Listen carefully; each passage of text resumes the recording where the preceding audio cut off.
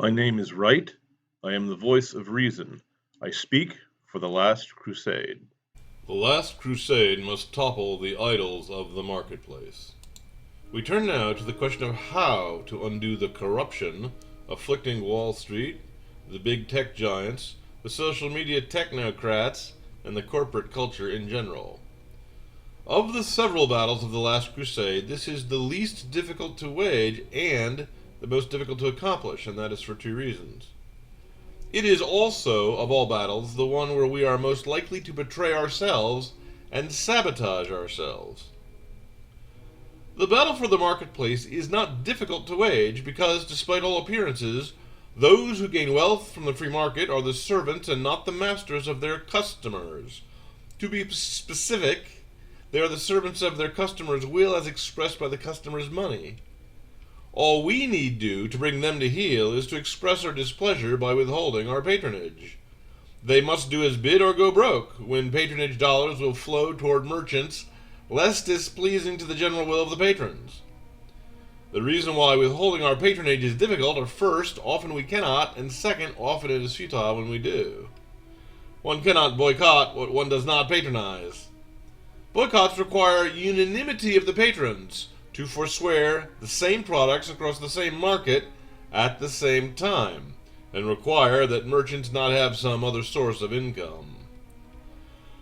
When there is a monopoly or near monopoly, as in the case of social media platforms, conservative alternatives are rare and small, and the option of abandoning the platforms altogether, in effect, concedes the bullhorn and the soapbox of publicity to the opposition, exactly as they would wish.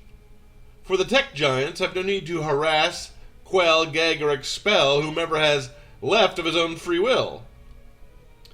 Of the difficulties of gathering patrons in groups and parties large enough to act in concert, little need be said. The enemy has discovered how to do it and how to do so effectively. We need but mimic them. And again, when a lucrative source of alternative income is available, the loss of our patronage means little or nothing to them. For example, if ball teams display Marxist slogans or allow athletes to show public disrespect to the flag during the playing of the national anthem, this involves some loss of their American audience, but any public criticism of the Chinese Communist Party results in the loss of an audience much larger and much more lucrative, and, as it happens, an audience under the command of a single touchy despot who can open or shut the market in his empire with a single word. A despot need not fret about getting all the patrons of Chick-fil-A, food, or Disney films to act in concert. One leash leads the collared necks of countless millions. Such is the free market advantage of the communist system. Another example is Marvel Comics, who have routinely published politically correct garbage of the most unreadable and fetid sort for half a decade, and who, by rights, should have gone out of business long ago. But the media giant who owns the publishing house expects no income from printed comics. The purchase was merely to ensure continuity and control of valuable intellectual property. The company expects to make money from movies and electronic games based on the characters. The actual printed comic books themselves can lose money hand over fist, with the giant company never noticing the loss. Likewise with the franchises such as Star Wars and Star Trek. No matter how many millions and billions are frittered away on putrescent politically correct films, meant to scold and insult the audience rather than entertain them, the company is large enough not to need income from those sales. It can make up the loss on toy sales, for example, or overseas sales. And finally, when the main motive of those who run the business is to serve the cause of critical social justice, which for them is a jihad of religious dimensions, the mere loss of money is not a sufficient deterrent to halt their behavior. Please note that these are all cases where, for one reason or another, the sovereignty of the consumers has been undermined by law or regulation. In the case of social media, a special provision of the law, namely 47 U.S.C. Section 230, a provision of the Communications Decency Act, allows social media editors to act as an editor, that is, to select what speech to allow and what to forbid on his privately owned platform, just as a newspaper editor selects which letters to print or not to print in his privately owned editorial page. But the same provision renders the social media editor immune from lawsuit in the same way that, for example, the telephone company bears no legal liability for speech published over the telephone wires. In the case of Marvel and Disney, it is an anachronism of the intellectual property law that makes no provision for the ownership of characters and backgrounds, only for the expressions thereof, which leads to an uneconomical result of running a printing house at a loss to prevent the characters from falling into the public domain. In the case of the Chinese despot, it is a political consideration of international trade that places the bloodthirsty tyrants in a position to have more influence over American merchants than the American customers do. In the particular case of China, the Reds have and will reveal to the world their intentions, and have and been faithfully following their playbook to undermine and overcome the West. As with any other form of warfare, the Last Crusade, when fighting for the soul of the free market in America, must be aware of the enemy motives, tactics, and resources, for they are surely aware of ours. There are exceptions, but in general, no merchant grows to the size and influence to render itself immune from the serenity of their consumers, unless there is a law or regulation, that is, the coercive power of the state, creating the condition which makes this unnatural immunity possible. I call it unnatural because the only alternative to a mutually beneficial, mutually voluntary exchange of goods and services is an involuntary one. Now, my libertarian friends have a logical argument that, in the absence of any such meddlesome regulation by the state, the free market should be allowed to operate according to the sovereign will of the consumer as each individual man sees fit. To the libertarian, any negative externalities arising from the sale of addictive drugs or pornography or other material whose use causes no direct physical harm to a specific neighbor are insufficient to justify laws to ban them. Be that as it may. Whatever the merits or demerits of this argument in the abstract, the Last Crusade is facing the battle for the marketplace in this particular land and generation, and we cannot bind ourselves to honor the sanctity of private property above the needs of victory in the culture war. Child pornography on Netflix, to use a topical example, must be punished both by formal force of law and by the informal but equally influential pressure of public opinion. One of the weapons used by the enemy is the vulgarization of speech and conduct in the public sphere. Censorship of swear words is one necessary step to cleanse society of corruption, as well as the reformation of manners and the temperance and self-control in all fashion of vices, and a long list of things libertarian formulation of radical individualism would render sacrosanct. In the battle for the marketplace, the crusade faces significant danger from disloyalty within our own camp. For many an honest conservative regarding the private property as sovereign and sacrosanct cannot and will not countenance the use, for example, of antitrust laws, or censorship laws, or tariffs to hinder the owners of private property from engaging in communist conspiracy. My friends among the establishment GOP might ask, if Nike Shoes or Disney Films wants to make a deal with the Red Chinese, or if YouTube or Facebook wants to smother conservative voices, engage in dirty political tricks, is it not their right, since they can dispose of their own private property as they see fit? Such scruples are misguided. My liberal friends will utter warnings against the excesses of the free market in vain, since they are in the position of the boy who cried wolf. My liberal friends only warn us against big business, ironically, when it stands in opposition to big government. I do not recall even one denouncing the takeover of General Motors by Barack Obama, for example. Unfortunately, far too many of my establishment GOP friends will utter warnings against big government only when big business has not captured the regulatory agency sent to oversee it, or when the military-industrial complex is not creating business for itself by involving the nation in overseas wars. The free market is one of those things that has been corrupted and taken from us. Large corporations routinely hire diversity officers to promote the goals, language, and attitudes demanded by the false religion called political correctness. I cannot recall the last company, except perhaps Chick-fil-A, which took any steps to promote Christianity. And that was under the guidance of the previous owner, not the current one.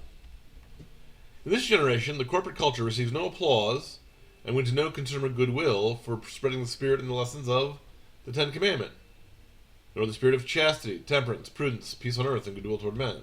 But on the contrary, any company not burning a pinch of incense to Caesar and bowing down to Baphomet in the form of racial set-asides and public displays of loyalty to sexual perverts, toleration multiculturalism, environmentalism, anti-white racism, and all the local icons, idols, godlings, and unclean spirits those whoremongers called opinion leaders demand, they will find themselves sued. All the scruples from my libertarian and establishment GOP friends, urging hesitation to use all legal and moral means ready at hand to drive back the swamp of toxic corruption infecting the corporate culture, are based on idolatry. We need not heed those scruples. Namely, by making an idol of the free market, these misguided souls place the free market above the church and place mammon above Christ. The Christian man knows that freedom of speech is his natural right, for the gift of reason comes from the grace of God. Our Lord spoke the cosmos into being with his word. By his word he blesses and curses. Our speech likewise is a divine gift, not to be smothered or muzzled by worldly despots. But divine command does restrict the gift to lawful uses. Both gossip and false witness, rash oaths, adoration of devils, dishonorable words against father and mother, and many other forms of speech, most notably using the divine name in vain, are forbidden. Well, likewise with the free market. God granted man dominion over the earth and sent him to till the soil and herd the cattle. Private property rights are natural rights, for they mean the right to exchange property, gift for gift, or deal for deal. But, as with the gift of speech, we are not free to use this gift and abuse it in any fashion the wicked heart might imagine. If we elevated this one good thing above all other good things and bow the knee to it, as the libertarians do, it becomes an idol, namely mammon. And it ceases to become a servant, but becomes a master. It is indifferent as far as the Last Crusade is concerned whether a given corporation is actively and enthusiastically promoting the various forms of sexual malfunction, racial hatred, and morally relativistic nihilism, grotesque nature worship, and socialist psychedelic hallucination from that form of modern pantheons of political correctness, or whether a given corporation is merely terrified of lawsuit and afraid of bad publicity. The motive doesn't matter. No matter what the case, as long as the Civil Rights Act is not repealed, it will be used by the enemy to menace corporations into compliance with their vision of the world. Their vision of a gender-neutral, non-Caucasian, non-Jewish utopia, where no one has any rights, no one has any race, any nation, or any family, but all loyalty of every kind is gathered into the glorious leader, against whom it is both unlawful and blasphemous to speak. The establishment GOP vision of our world, as best expressed in the pages of the National Review, is of a nation with strong military but open borders, engaged in free trade with all foreign powers, both democratic and communist, and run by an informal plutocracy of an ever-dwindling number of ever-larger monopolies. This vision is so close to the left-wing narrative of the evils of capitalism, which, allegedly, only their dystopia of socialism can solve, as to need no further remark from me. Such folk are not conservatives, and never were. This imperial political impulse arises in the American history only after World War II, when the collapse of the British Empire thrust the United States unwillingly into the role of the world's policeman, a role we hate, and the role of savior and crusader against the inhuman monsters of communism. So the word conservative here is misleading. In Europe, conservative is one who upholds the ancient regime of throne and altar, the bonds of aristocracy and of established religion. In America, the selfsame word is used, and should be used, to refer to those who uphold the values expressed by the Declaration of Independence, the U.S. Constitution, and the Federalist Papers. We do not cherish these things because they are old, but because they are true. When, as now, the nation has drifted away from these principles, we demand immediate and radical change to return to them. In that sense, we are the radicals. Those principles allow for the free market, since no other form of economy is suited for moral and free men. Only servile and slavish men chase after the mirage of free goods produced by a Santa toy sack notion of endless largesse. But every principle is bound to, and justified by, a principle higher than it. Certain laws and restrictions are needed to prevent the abuse of the free market, and these come not from the counting house of economics, but from the pulpit. This nation was not founded by pilgrims to make money. Indeed, the Plymouth Rock colony dabbled with communism for over a year before rejecting it as unworkable. Virginia was settled by men who came seeking gold but finding tobacco. But Maryland was settled by Catholics fleeing oppression, and Georgia by criminals sent here as a punishment. What they had in common was a common love of liberty. This nation was founded to be free, because Christians who know Christ, that is, who know the truth, must and should be free. That is what requires conserving. In this case, if left-wing warnings about big business fall on deaf ears, it is because all such warnings in the times past were uttered as false alarms. Likewise for their absurd alarmism about ecological scares. This does not mean prudent men, seeing possible dangers from air and water pollution, ought not take reasonable and measured steps to mitigate those evils, and by force of law if need be. Likewise, in a generation when the nation is under the economic warfare from China, with the full cooperation and enthusiasm of traders here at home, prudent men should see the danger and react to it. Alas, among the very rich, there are very few conservatives. Usually, a hard-working father builds up a great corporation and passes it to the hands of some empty-headed daughter, whose brain has been washed thoroughly by the prestigious Ivy League school to which he unwisely sent her, and, being trained and subjected to Pavlovian conditioning, now entertains either a mild or severe form of reality derangement syndrome, clinically known as nihilism, or political correctness, or leftism, or wokeness, depending. Those of us who are among the rich, or intending to become so, must use their wealth for the crusade, in much the same way for the same reason that poets and artists among us must use our talent. All work that is honest work can be done to glorify God. A dishwasher, ditch digger, or a bus driver, if he does his work well, punctually, diligently, and honestly, reflects the character and image and likeness of God, or rather of his Son, who is the logos of the cosmos. Magazines, publishing houses, movie studios, or, as technology evolves, social media services, should and must be funded by that rare millionaire honest enough and willing enough to bow his head and pass through the eye of a needle. That there was not a single magazine cover carrying a flattering picture of Melania Trump when she was First Lady, the most photogenic First Lady of all history, is a crime and a crying shame. But there was not a single conservative glossy news magazine on the market. The market is a sewer, flooded by garbage. The millionaire class also controls the commanding heights of political donors and philanthropic organizations and trust funds who pour endless streams of cash into far left-wing, sinister, corrupt, and sometimes satanic movements, parties, and initiatives. The way to fight money is with money, win with publicity, and when a breach of law is present, with law. The donor class and fundraising system incentivizes donors donating to those who will promote their self-interests and class interests. Democrats who are idealistic will support the socialist ideals of the donor class, who ironically despise the capitalist free market that elevated their fathers to unimaginable wealth. This irony, however, is not so great as it may seem. Nothing can unseat the ultra-rich of their riches aside from competition in the capitalist system. So of course they hate it. Capitalism, when allowed to operate, acts like the wheel turned by the pagan goddess Fortune, who brings triumph and tragedy to whom she would when she would. The wheel of fortune turns and turns, elevating some to pride and power and casting others down. Those at the bottom may indeed yearn for the wheel to turn, but those at the top want it to stop. To stop it, the rich turn to the powerful. Regulatory capture is perhaps the most polite term for the corruption that results. What results is not capitalism, it is cronyism. It is a political and economic syndication which marries government and marketplace. A closer term would be fascism. In it, the rich fund and bribe the powerful, and the powerful protect and rob the rich. Our libertarian friends and our establishment GOP friends must be brought to recognize that defending capitalism does not involve defending cronyism or fascism. Government established monopolies are not a product of the free market, but of an unfree market. When social media plutocrats are taking orders directly from federal police officers to aid the Democratic Party and silence conservatives, that has nothing whatsoever to do with capitalism. That is censorship and Caesar worship from a police state. That is fascism.